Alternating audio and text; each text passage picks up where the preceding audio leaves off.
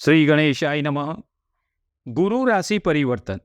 નિર્ણય સાગર પંચાંગ મુજબ દેવગુરુ બૃહસ્પતિ તારીખ 1 મે 2024 બપોરે 12:56 એ મેષ રાશિમાંથી રાશિ પરિવર્તન કરી વૃષભ રાશિમાં આવશે. મેષ રાશિ અગ્નિ તત્વની રાશિ છે અને ગુરુની મિત્ર રાશિ છે. જે મિત્ર રાશિમાં રાશિ પરિવર્તન કરી વૃષભ રાશિ શુક્રના અધિપત્યવાળી રાશિ. વૃષભ રાશિ ભૂમિ તત્વની રાશિ છે અને શુક્ર એ દૈત્ય ગુરુ છે. એટલે દેવગુરુ એ દૈત્ય ગુરુની રાશિમાં આવશે. ગુરુના નૈસર્ગિક શત્રુ એ શુક્રને ગણ્યા છે. વૃષભ રાશિમાં ગુરુનું ગોચર જે તારીખ 9 ઓક્ટોબરે માર્ગીથી વક્રી બનશે. ગુરુ 9 ઓક્ટોબર 2024 માર્ગીથી વક્રી બનશે અને રાશિ તો વૃષભ જ રહેશે. અને વક્રીથી માર્ગી તારીખ 4 ફેબ્રુઆરી 2025 એ વક્રીથી માર્ગી બનશે અને વૃષભ રાશિમાં જ રહેશે. વૃષભ રાશિ પરિવર્તન દેવગુરુનું એ થશે તારીખ 14 મે 2025 વૃષભ રાશિ પરિવર્તન કરી અને દેવગુરુ મિથુન રાશિમાં આવશે. ગુરુની દ્રષ્ટિ 5મા સ્થાને, 7મા સ્થાને અને 9મા સ્થાને હોય છે. ગુરુની દ્રષ્ટિ શુભ ગણી છે. દેવગુરુ સ્થાનથી હાનિ કરે છે પણ દ્રષ્ટિથી શુભ ફળ આપનારા બને છે. ગુરુ વગર વિદ્યા પ્રાપ્ત થાય નહીં. ગુરુ વિદ્યા પ્રાપ્તિના કારક છે. સાથે સાથે ધર્મ કાર્ય, ધાર્મિક કાર્યો, સુખ સમૃદ્ધિ અને આર્થિક રીતે સુખાકારી, વિવાહિત જીવન તેમજ સંતાન તેમજ માન સન્માનનો પ્રભાવ કરતા ગુરુને કહ્યા છે. આ વસ્તુ ઉપર એમનો પ્રભાવ રહેલો છે. ગુરુને માર્ગદર્શન કારક પણ કીધા છે. કોઈ પણ માર્ગદર્શન ગુરુથી મળે.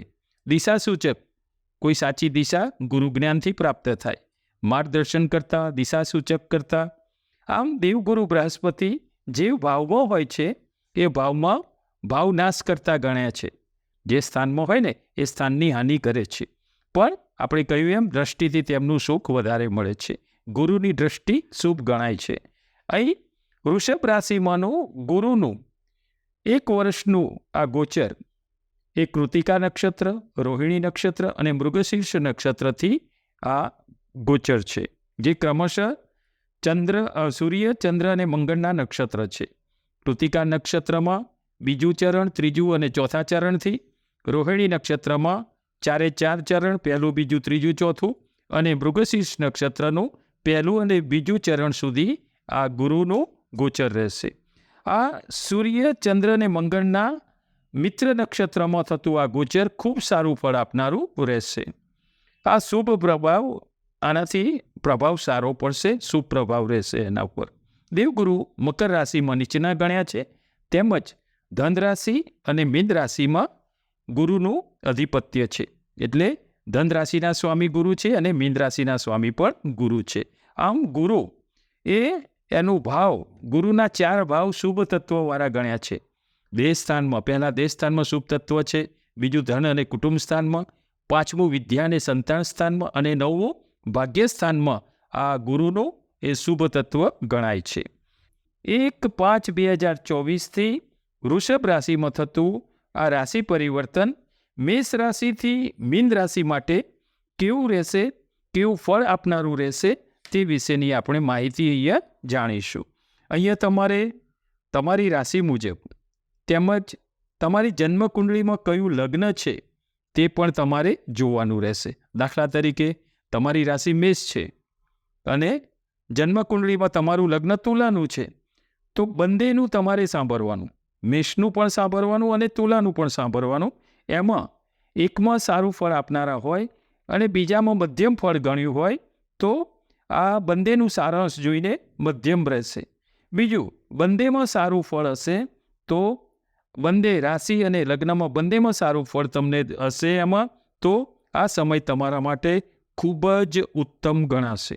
અહીં તમારી જન્મકુંડળીના ગ્રહોની અસર તેમજ તમારી જે રાશિમાં મહાદશા ચાલતી હોય એ પણ તમારે ધ્યાનમાં રાખવાની રહેશે. જો તમારી કુંડળીમાં કોઈ પાપગ્રહની યુતિ નહીં હોય તેમજ મહાદશા પણ નહીં હોય તો તમને આ ગુરુનું શુભ ફળ જે વૃષભ રાશિનું ગોચર છે એમાં તમને શુભ ફળ જોવા મળશે.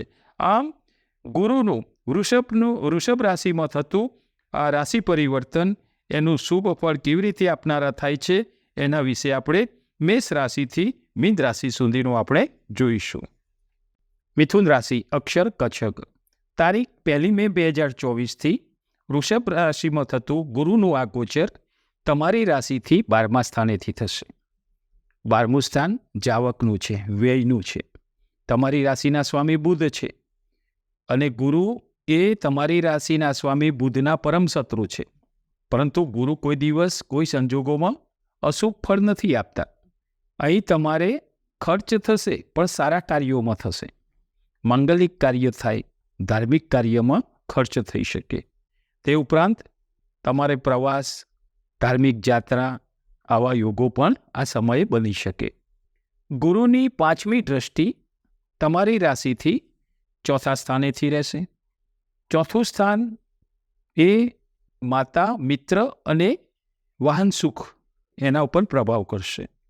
તમને મિત્રોથી સારું સુખ મળે, મિત્રોના સુખમાં વધારો થાય, વાહનથી પણ સુખ અહીંયા તમને મળે. આ સિવાય ગુરુની 5મી દ્રષ્ટિ રૂપિયાનું સુખ પણ અહીંયા તમને અપાવશે. આ 4થા સ્થાનનું જે છે 5મી દ્રષ્ટિ તમારી રાશિથી 4થા સ્થાન ઉપર રહેશે. એનાથી એ રૂપિયાનું સુખ, ઘરની સુખ શાંતિ તેમજ સ્થાવર મિલકત, જમીન મકાન વિષયક પણ અહીંયા તમને એનાથી લાભ થઈ શકે. ગુરુની 7મી દ્રષ્ટિ તમારી રાશિથી 6થા સ્થાનેથી રહેશે.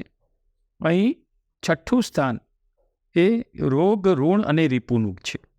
અહીંયા તમારે આરોગ્ય વિષયક થોડું ધ્યાન રાખવાનું રહેશે. ખાવા પીવામાં થોડું સાચવવાનું અને બને ત્યાં સુધી ઘરનું સાત્વિક ભોજન લેવું. અતિશય ખર્ચ ન થાય એનું ધ્યાન રાખવું. ખર્ચ શક્ય એટલું મોટા ખર્ચા ટાળવા. નહીં તો અહીંયા ઋણ વિષયક તમને અહીંયા ઋણ વધી શકે, તેના લીધે લોન આ બધું થઈ શકે. સાથે સાથે રીપુ એટલે કે શત્રુ.